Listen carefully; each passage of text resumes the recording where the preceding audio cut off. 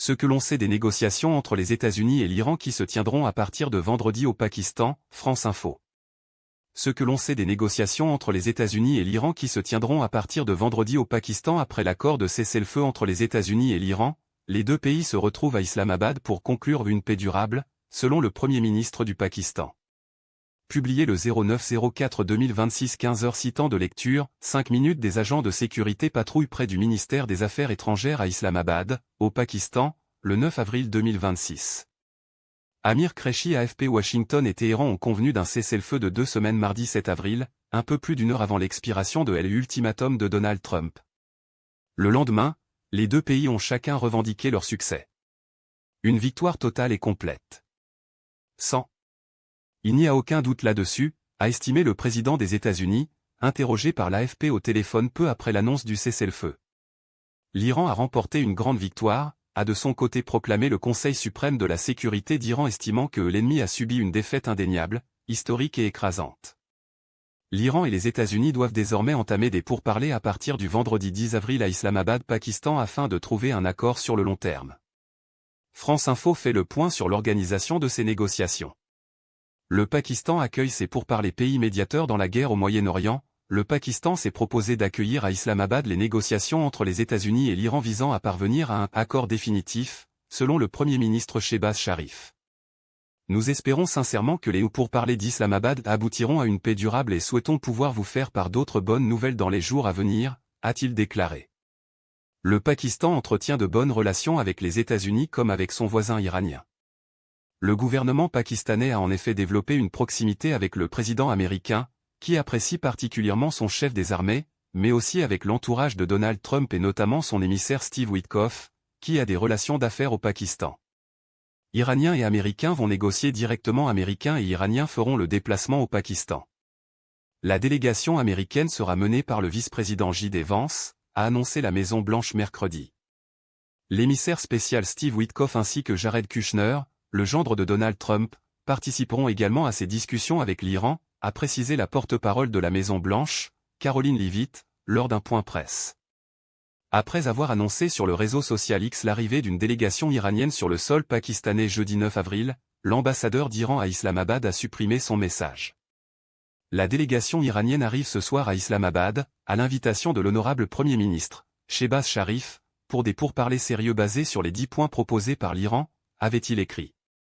Ce message a été envoyé prématurément et supprimé en raison de problèmes, a expliqué à l'AFP un fonctionnaire de l'ambassade d'Iran à Islamabad, sans préciser si la délégation iranienne était toujours attendue jeudi.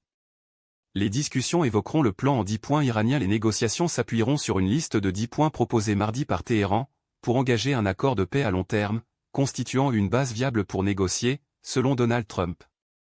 Le Conseil suprême de sécurité nationale iranien a averti dans la nuit de mercredi à jeudi que les discussions se tiendront avec une méfiance totale envers les États-Unis et que les forces iraniennes resteront prêtes à réagir.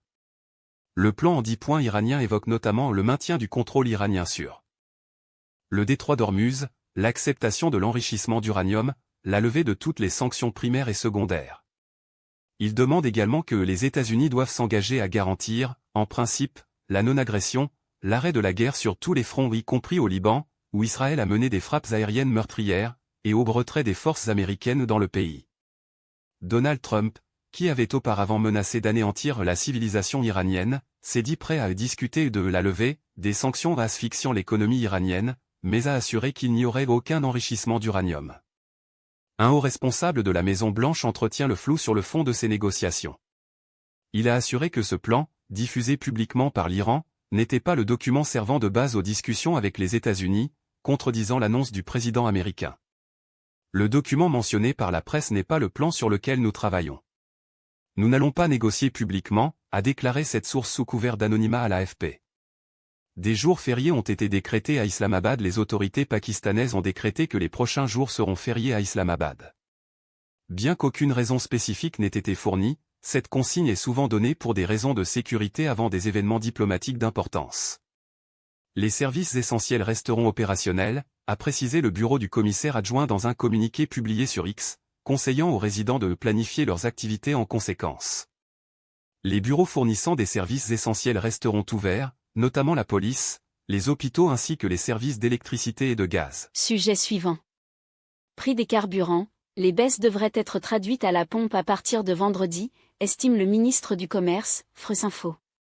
Prix des carburants, les baisses devraient être traduites à la pompe à partir de vendredi, estime le ministre du Commerce. Le baril de pétrole américain est repassé au-dessus des $100 jeudi, à cause des doutes sur la solidité du cessez-le-feu entre l'Iran et les États-Unis et d'un détroit d'Ormuz qui reste largement paralysé.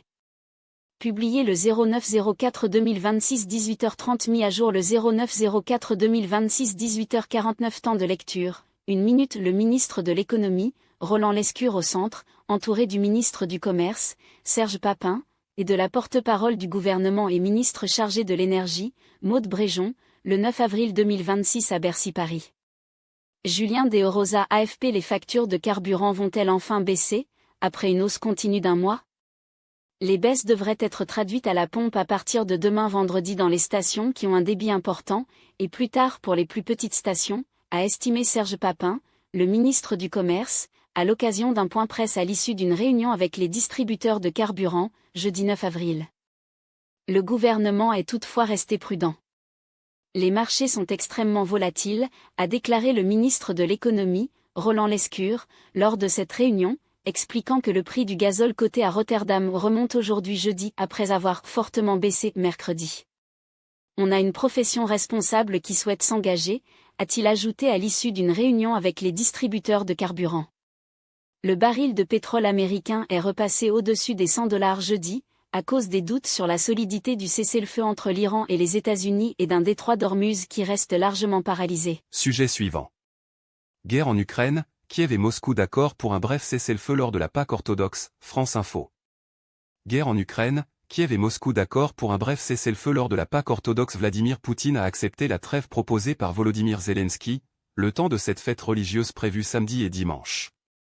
Publié le 09-04-2026 22h15 mis à jour le 09-04-2026 23h43 temps de lecture, 1 minute. Vladimir Poutine, le 8 avril 2026 au Kremlin. Alexander Kazakov. Russian Govern Zumasipa. Le président russe Vladimir Poutine a annoncé un cessez-le-feu avec l'Ukraine pour la Pâque orthodoxe, a annoncé jeudi 9 avril le Kremlin, tandis que Kiev avait également formulé, lundi, une proposition officielle d'une pause dans les hostilités le temps de cette célébration religieuse. Cette trêve est prévue dès samedi à 16h et jusqu'à dimanche, précise un communiqué du Kremlin. Le président ukrainien a réagi en affirmant que son pays était prêt à respecter ce cessez-le-feu. L'Ukraine a fait savoir à plusieurs reprises que nous étions prêts à prendre des mesures réciproques. Nous avons proposé un cessez-le-feu cette année pendant les fêtes de Pâques et nous agirons en conséquence, a dit Volodymyr Zelensky sur les réseaux sociaux. Plus tôt dans la journée, une frappe russe sur la région de Zaporijia, dans le sud de l'Ukraine, a fait 1 mort et 4 blessés, avait annoncé le chef de l'administration régionale, Ivan Fedorov. Sujet suivant. Enquête. Prostitution. Comment des mineurs sont recrutés sur les réseaux sociaux, France Info. Publié le 09-04-2026 22h43 temps de lecture, 5 minutes, vidéo. 7 minutes. Derrière de simples annonces sur TikTok se cache un système de recrutement lié à la prostitution, visant parfois des mineurs. Notre enquête révèle plus de 350 offres accessibles, des promesses d'argent facile et des mécanismes d'emprise qui s'étendent partout en France. Cherche vendeuse de roses. Les annonces fleurissent sur Internet. Mais ici, pas question de romantisme. La réalité est bien plus sombre. Ces annonces servent à recruter de jeunes prostituées, parfois mineures. Nous avons analysé plus de 350 offres de recrutement, toutes très faciles d'accès. Ou quand TikTok, réseau social prisé de nos ados, devient le terrain privilégié des proxénètes. Les annonces se présentent pratiquement tout le temps pareil, sur un morceau de rap, un appartement filmé furtivement pour soi-disant accueillir les jeunes filles et leurs clients. Et les TikTokers affichent clairement la couleur. Ils recrutent pour de la prostitution avec des photos très explicites ou des images de préservatifs.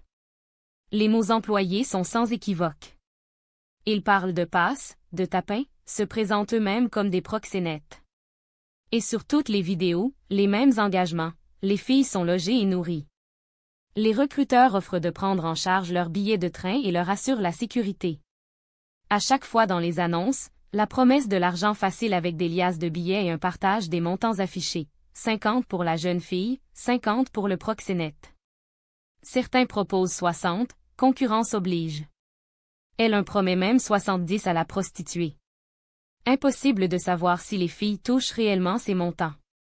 Les annonces font en tout cas miroiter de très grosses sommes, 1 000 € par jour pour certaines, 4 000 à 5 000 € la semaine pour des autres. Sur son compte, un recruteur publie une vidéo, une fête censée célébrer un gain de 1 500 € en une soirée. Nous avons répondu à l'une de ces annonces. Pour engager cette discussion, nous avons créé un faux profil sur TikTok. Notre nom, Lila. Notre photo a été générée par intelligence artificielle. Très rapidement, 8 recruteurs nous contactent par message. L'un d'eux souhaite échanger par téléphone. Au bout du fil, il nous explique, le client va te demander s'il a des envies ou des désirs. Quand on demande de combien de clients on parle, le proxénète répond que cela varie selon ce que l'on souhaite et qu'il y a un partage 50-50 sur les bénéfices. Sur de nombreuses photos publiées, les filles paraissent très jeunes. Les proxénètes recrutent-ils des mineurs via TikTok? Notre profil affiche 16 ans. Pour 7 des 8 recruteurs qui nous ont contactés, cela ne pose aucun problème que nous soyons mineurs, comme l'assure l'un d'eux. Déjà c'est bien, tu ne mens pas sur ton âge, j'ai une fille qui a 17 ans comme toi, il ne faut jamais dire au client que tu es mineur. Les recruteurs mettent en concurrence les filles, avec un système de récompense pour celles qui rapportent le plus d'argent. Sacs de luxe, virées shopping, champagne et grands restaurants, visites de Paris ou sorties de jet ski. Mais la réalité est souvent très loin de cette vie glamour promise. Une jeune fille recrutée à 16 ans raconte, elle a répondu à une annonce qui promettait des cadeaux et un travail de serveuse. Il était déjà trop tard quand elle a découvert qu'il s'agissait de prostitution. Elle confie, on te demande tes papiers qu'ils gardent. Une fois que tu es rentré dedans, tu ne peux plus en sortir. Ils font tout pour te retrouver. Ils m'ont cherché, ils m'ont menacé. J'ai été très addict à la drogue. Ils t'achètent autant que tu as besoin jusqu'à ce que ça te détruise et que tu en oublies les clients. La consommation de drogue est indissociable de cette forme de prostitution pour supporter des cadences infernales. De nombreuses annonces proposent alcool, protoxyde d'azote ou cannabis. Ces annonces sont localisées partout en France, en ville comme en zone rurale. Pour échapper à la police, certains changent d'endroit tous les 4 jours ou parcourent le pays.